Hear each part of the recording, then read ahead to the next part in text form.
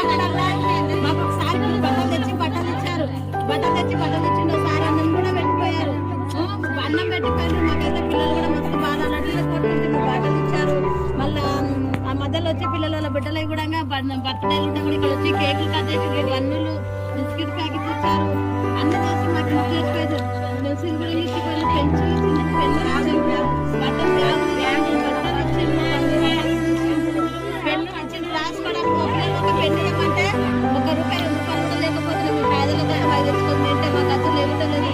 మాకు మస్తు పరిస్థితి ఉంది. పిల్లలు కూడా ఒకవేళ మంచిగా ఉన్న కూడా లేకపోతుంది.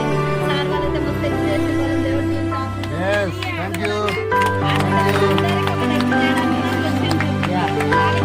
దేవుడు మర్చిపోయిన సారి కూడా ఫ్రీ ఇచ్చింది. ఇప్పుడు ఏదో